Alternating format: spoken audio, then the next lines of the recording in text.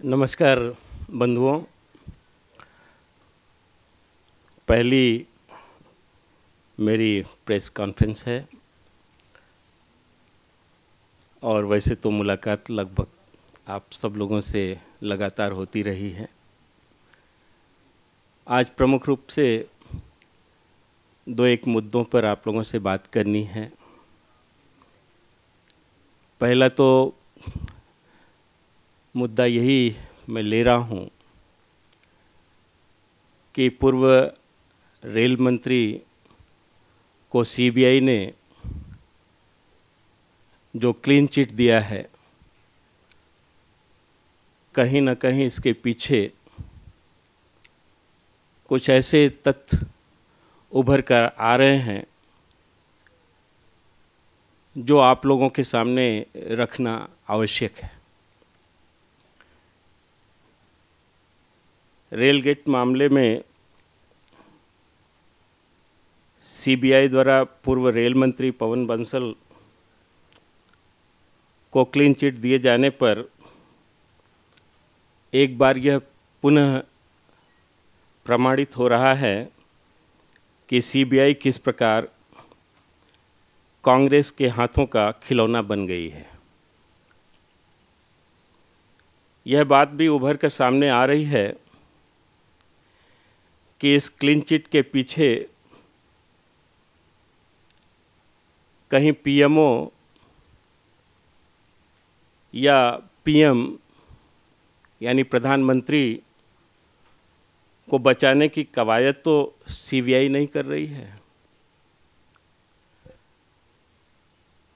वैसे ही जैसे कोलगेट कांड की तरह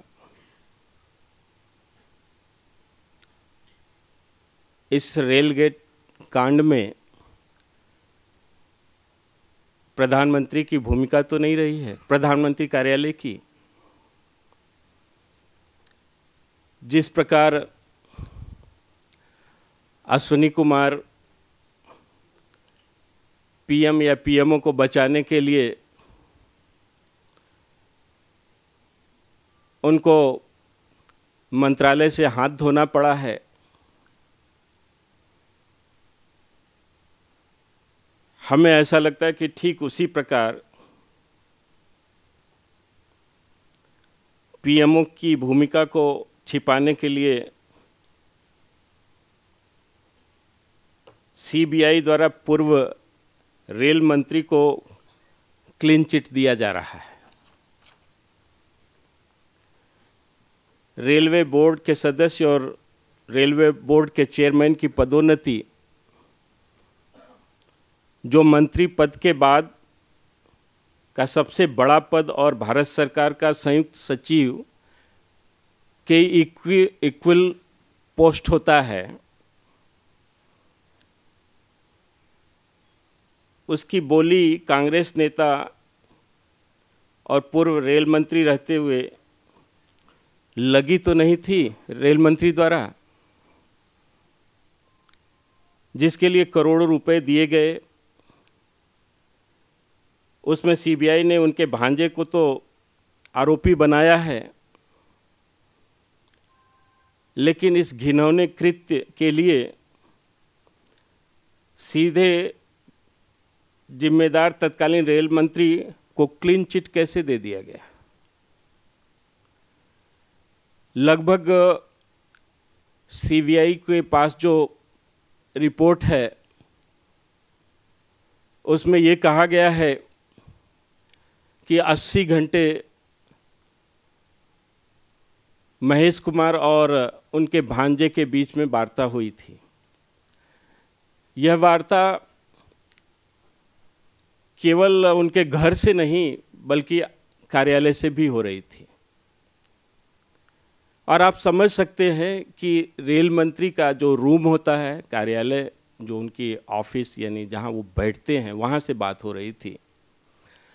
तो वह रूम तो रेल मंत्री के न रहते हुए खुलता भी नहीं है।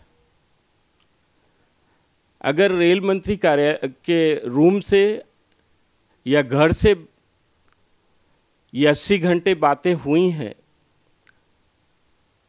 तो यह बात अपने आप ही समझ में आती है कि या तो उनके रेल मंत्री के सामने बात हुई होगी या तो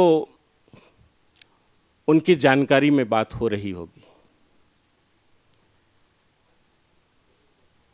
रेलवे बोर्ड का जो मंत्री पद होता है, ये सदस्य अथवा चेयरमैन का, पहले ही मैंने बताया कि यह गवर्नमेंट ऑफ इंडिया के जॉइंट सेक्रेटरी लेवल का होता है और जॉइंट सेक्रेटरी लेवल के किसी पद की नियुक्ति अथवा ट्रांसफ़र के मामले में फाइलें न केवल डीओपीटी बल्कि पीएमओ तक जाती है। अगर महेश कुमार का अपॉइंटमेंट हुआ रेलवे बोर्ड के सदस्य के पद पर और उसके एक दिन बाद रेल मंत्री का भांजा 90 लाख रुपए के साथ गिरफ्तार किया जाता है, तो इसमें रेल मंत्री के स्वाभाविक भूमिका से इनकार नहीं किया जा सकता है। पर चूंकि महेश कुमार का जो नियुक्ति था, इसमें न केवल रेल मंत्री डीओपीटी के साथ साथ पीएमओ तक का संबंध है, इसलिए रेल मंत्री को इसी स्टेज पर ड्रॉप कर दिया जाता है ताकि यह मामला आगे तक न बढ़ सके और इस रेल गेट कांड की आंच पीएमओ तक न पहुंच सके।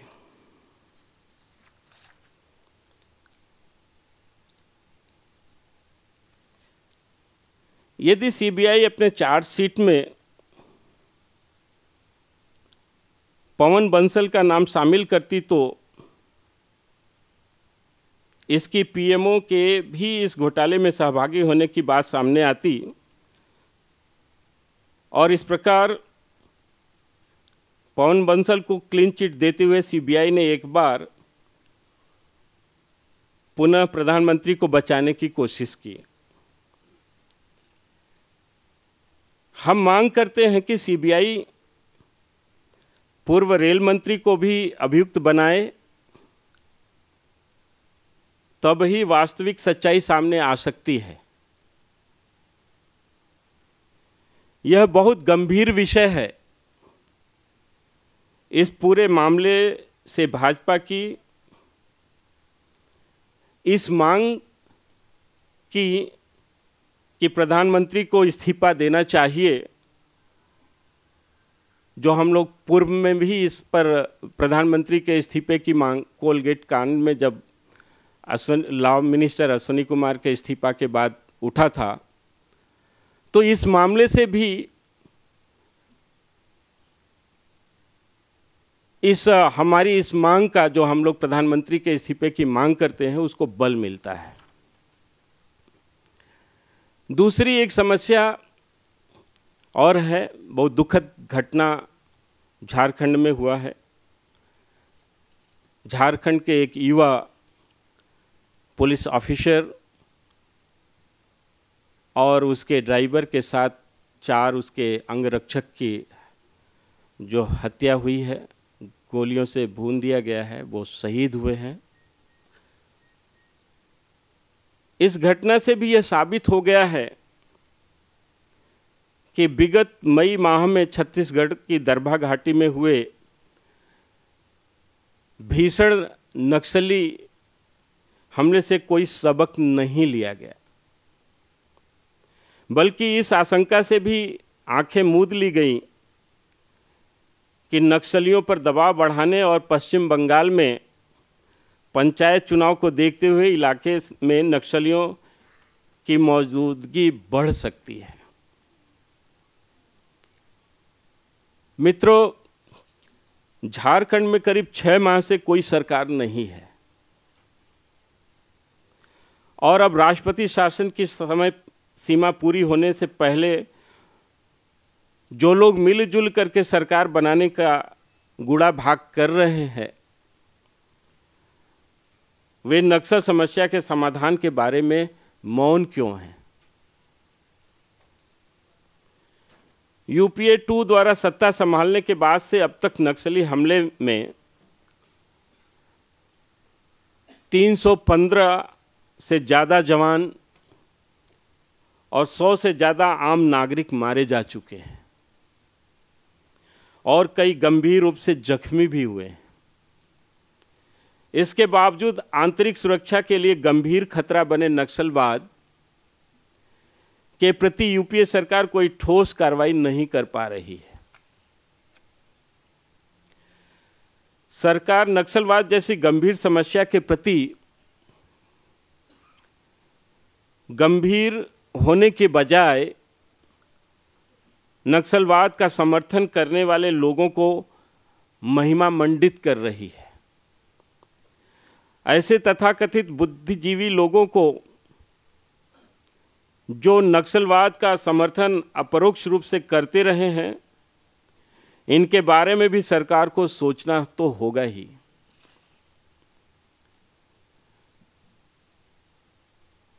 छत्तीसगढ़ में जो घटना हुई थी उसके बारे में भी पूरे देश भर में काफ़ी चर्चा हुई थी। वो दुखद घटना था और उसमें जो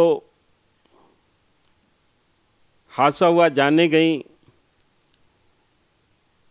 उस पर बहुत सारे तथ्य सामने भी आए, पर उन सब का को नज़रअंदाज करते हुए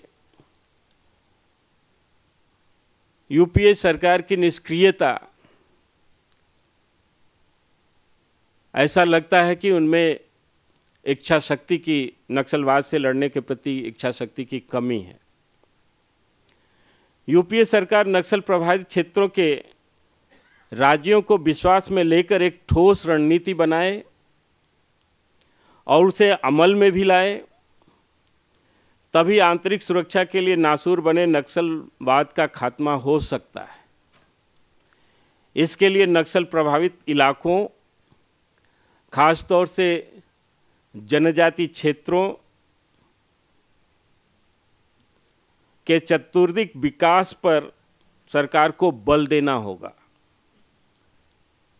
साथ ही पुलिस बल को अत्याधुनिक हथियार से लैस करना एवं सूचना तंत्र को नक्सल प्रभावित इलाकों में मजबूत करना केंद्र सरकार की प्राथमिकता होनी चाहिए।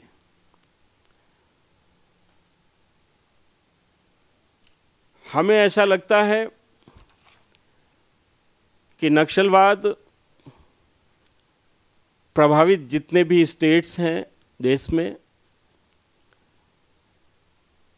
उनके साथ मिलकर के केंद्र की कोई नीति तैयार हो और उसे अमल में लाया जाए, वरना जिस तरह से हमारे पुलिस ऑफिसर्स और महत्वपूर्ण लोगों की हत्याएं हो रही हैं, कहीं न कहीं इस देश के लिए यह बहुत बड़ा नुकसान है। और ऐसे नुकसान को से हम अपने देश को बचा सकते हैं।